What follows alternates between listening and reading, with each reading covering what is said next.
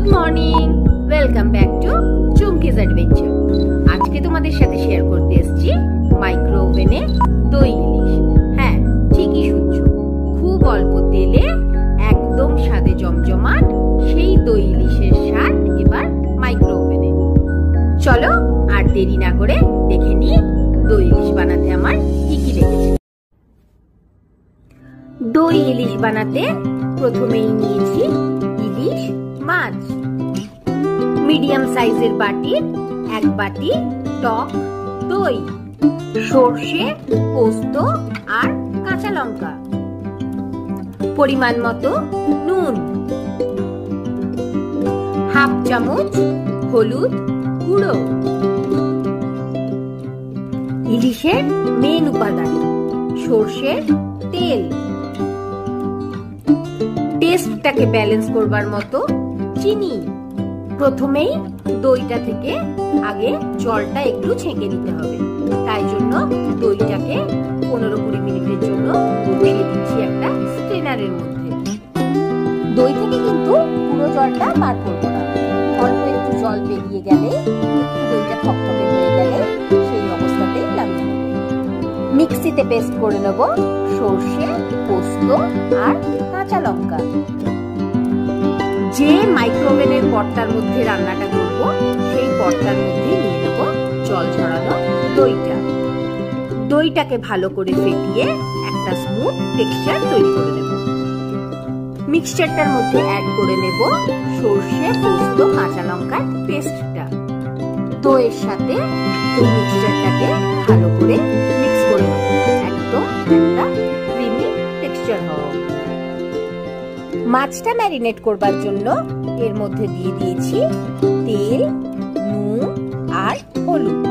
তেলটা দিয়েছি যাতে মাছটা ভালো করে মাখানো যায়। ভালো করে দুপিঠটা তেল, নুন, হলুদটাকে মাখিয়ে নিয়ে ম্যারিনেট করতে রেখে দেব প্রায় 15 মিনিট। দই সর্ষের যে মিক্সচারটা রেডি করে রেখেছিলাম তার মধ্যে অ্যাড করলাম 1 চামচ নুন, আরো দিলাম এর মধ্যে 1 চামচ তেল। তারপর সবকিছুকে আবার ভালোভাবে মিশিয়ে নিলাম। হাফ মিক্সচারটাকে একটা অন্য বাটিতে তুলে রাখলাম, এটাকে পরে ইউজ করব।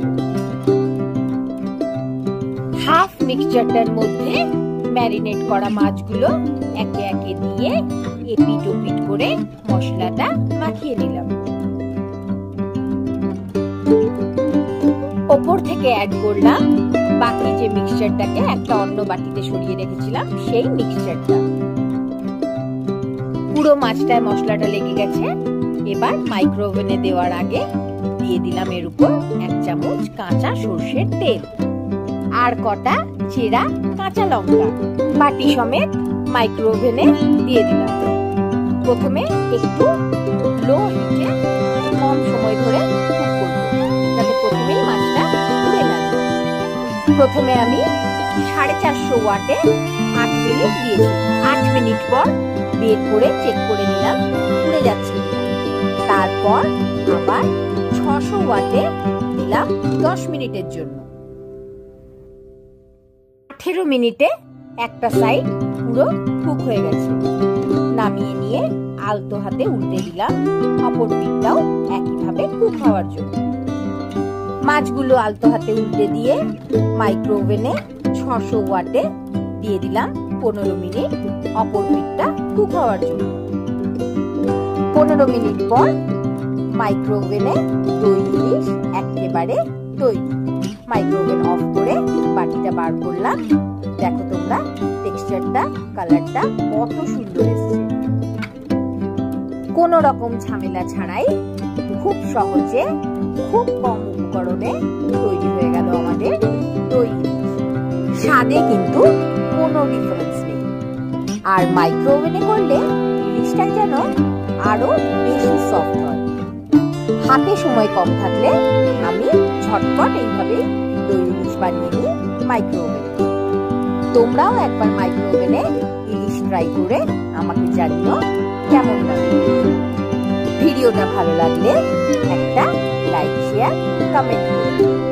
আর হ্যাঁ, সাবস্ক্রাইব আর বেল আইকনটা প্রেস করতে ভুলো না কিন্তু। Till then, tata.